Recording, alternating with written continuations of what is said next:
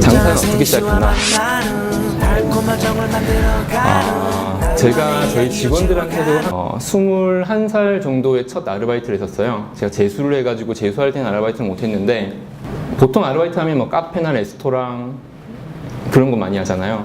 고깃집에서 아르바이트를 했었던 기억이 좀 많이 나서 그 내용을 좀 적었었는데, 제일 처음에 불판 닦는 일을 했었습니다. 지금은 불판 닦는 기계들도 좀 많이 나왔는데, 불판을 한참 닦다가 한 달 정도를 버티면 이제 진급을 해요. 아르바이트에서 진급을 하면 이제 홀로 가든지 주방으로 가든지.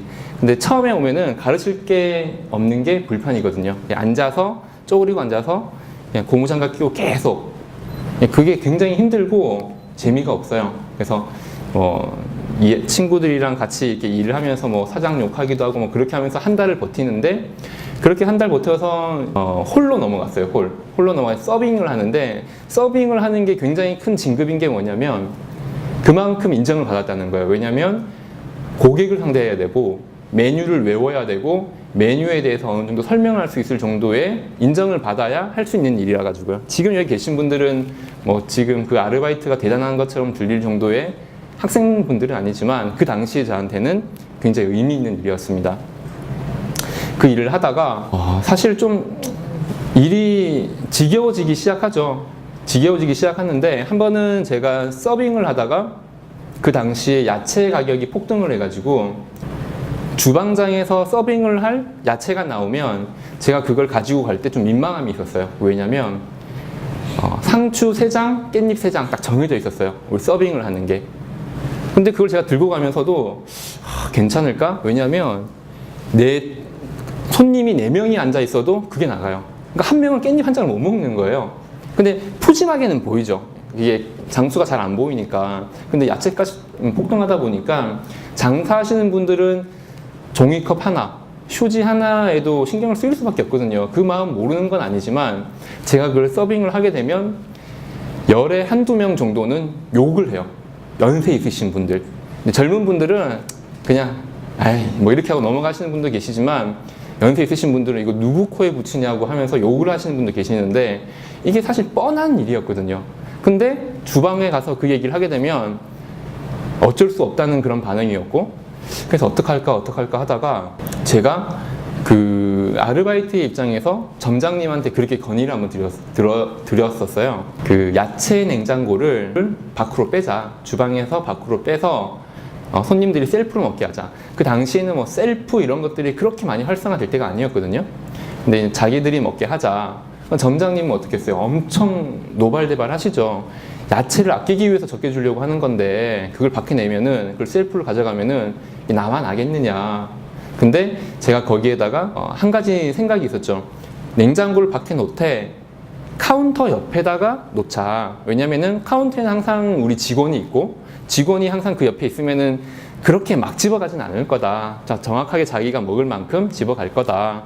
그렇게 했는데 점장님이 참 좋으셨던 게 그 얘기를 들어주셨어요. 가능성을 좀 보셨는지. 근데 결과가 어떻게 됐냐면 야채가 3배 가격으로 나갔어요. 그러니까 3배로 야채가 많이 나간 거죠. 우리가 보통 서빙할 때보다. 그럼 야채 가격이 얼마나 많이 나갔겠습니까? 그런데 고기 가격도 많이 나갔어요. 고기도 그만큼 많이 팔렸다는 거죠. 고기도 많이 팔렸고 손님들도 좋아하고, 그리고 서빙하는 인력도 뭐 몇 명이 줄었다고는 할 수 없지만, 제가 10번 갈 거 7번, 8번 밖에 안 가게 되고, 손님한테 욕을 그만큼 덜 먹으니까 스트레스도 좀 덜 받고, 결과적으로는 매출이 한 20% 향상이 되고, 야채 가격은 3배가 나갔지만 전체 매출이 20-30% 정도가 높아지면서 돈은 더 많이 벌게 됐던 거죠, 가게가. 그러면서 인정을 받게 됐고, 인정을 받으니까 그때 제 시급이 한 1,800원, 1,900원 정도 할 때 1-200원 정도가 더 올라갔던 거죠.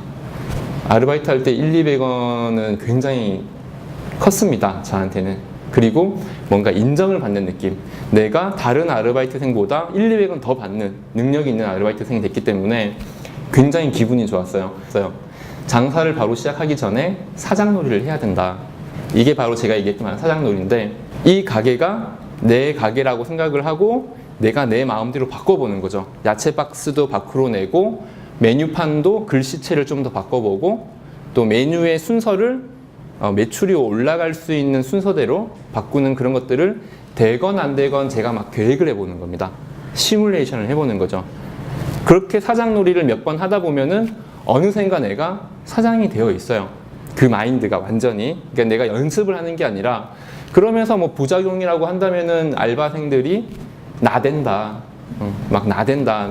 네가 막 그러니까는 막 일을 더 시키고 하지 않느냐.